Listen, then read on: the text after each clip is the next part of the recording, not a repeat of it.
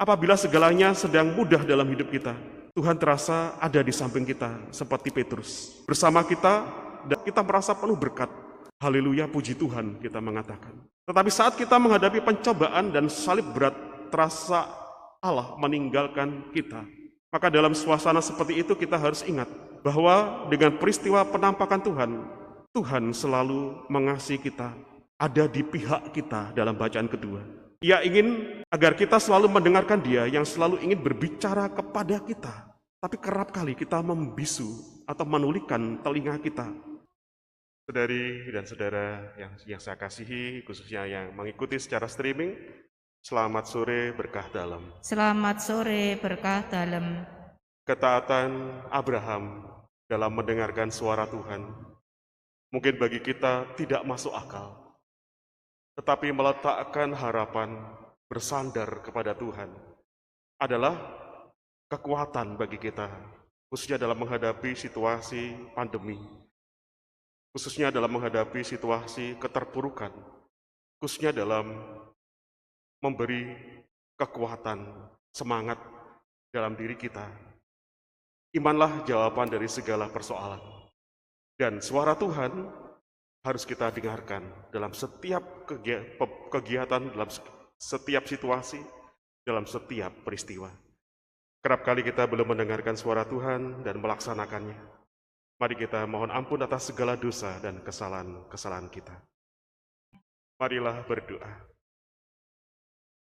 Allah Bapa yang kekal dan kuasa, bukalah kiranya mata kami, agar dapat melihat apa sekiranya yang mendamaikan kami. Bukalah kiranya hati kami, agar dapat menangkap sabda Putramu, di mana hukum Taurat dan para nabi terlaksana bagi kami dan semua orang di dunia. Demi Yesus Kristus Putramu Tuhan dan pengantar agama, yang hidup dan berkuasa, bersama Dikau dalam persatuan dengan Roh Kudus, Allah sepanjang segala masa. Amin. Saudari dan saudara sekalian yang terkasih, pernahkah kita bertanya-tanya apa alasan Abraham mempersembahkan Ishak? Jika kita mau berpikir dengan logika, tentu bagi kebanyakan orang hal itu bukanlah hal yang mudah, hal yang tidak masuk akal. Setelah puluhan tahun menantikan janji Tuhan untuk seorang keturunan, Abraham kini diminta menyembelih anaknya sendiri. Kita pribadi mungkin akan meragukan suara Tuhan. Ini suara Tuhan atau suara setan? Masa anaknya sendiri suruh disembelih gitu? Misalnya seperti itu. Kita kerap kali mungkin meragukan suara Tuhan jika perintah yang sama datang kepada kita. Mana tega kita? Namun tidak demikian halnya bagi Abraham. Konteksnya mungkin tidak sama dengan kondisi saat ini. Kita sangat gampang menganggap bahwa kita telah beriman dan percaya penuh kepada penyertaan Tuhan dalam hidup kita. Ketika segala sesuatu berjalan lancar seperti apa yang kita harapkan. Atau segala sesuatu terjadi sesuai dengan kemampuan kita menanggungnya. Kita tenang-tenang saja. Atau bagi kita masih masuk akal penderitaan yang saya alami. Jadi kita lebih mudah mengatakan, aku bersandar kepada Tuhan. Pertanyaannya adalah, apakah benar kita sungguh beriman kepadanya, mendengarkan Dia, dan menyerahkan seluruh hidup kita ke dalam tangan pelindungannya yang teguh? Dengan gampang kita sering mengatakan, hidup mati kita sepenuhnya ada di dalam tangan Tuhan. Kita seakan-akan begitu meyakininya ketika mengucapkannya. Sampai ketika kita harus dihadapkan dengan peristiwa nyata di dalam kehidupan sehari-hari kita. Disitulah baru kelihatan seberapa besar sebenarnya kita mengamini apa yang kita imani. Seberapa besar kita mengamini apa yang kita imani. Beberapa waktu lalu kita dikagetkan dengan peristiwa kecelakaan pesawat terbang. Tidak ada yang sanggup memprediksinya. Tidak ada yang sanggup menerimanya begitu saja, khususnya keluarga yang berduka. Karena peristiwa ini begitu mendadak dan di luar prediksi kita. Kenapa kok kejadiannya nggak seperti di Amerika? Walaupun mati satu mesin sayapnya, tapi masih bisa mendarat. Seperti itu mungkin perasaan kita. Dalam kondisi seperti inilah, iman kita diuji, iman kita ditantang, dan iman kita diminta hadir di dalam keseharian kita. Ketika kita merasa baik-baik saja, wah kita sudah menjaga protokol kesehatan. Betapa banyak Romo gitu ya, ini yang saya sebutkan tadi itu klaster gitu ya. Begitu bagi kita kenapa gitu ya? Kok terjadi pada kita gereja? Kita sebenarnya seringkali tidak sepenuhnya beriman kepada Tuhan. Kita masih menganggap ada bagian-bagian tertentu dalam hidup kita yang Tuhan tidak peduli atau kurang bijaksana mengaturnya. Sehingga kita sendiri yang harus mengatur dan menyelamatkan hidup kita. Kerap kali kita mungkin berpikir seperti itu. Kerap kali kita menyangkut pautkan antara sakit dan iman. Itu karena kurang beriman, misalnya seperti itu. Padahal itu beriman.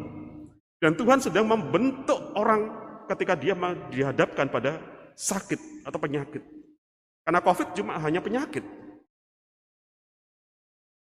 Saudara-saudara sekalian, beriman kepada pemikiran dan kebijaksanaan. Kita cuma beriman kepada pikiran kita dan kebijaksanaan kita. Dianggap lebih, karena apa yang kita pikirkan, kita anggap lebih masuk akal. Kerap kali seperti itu.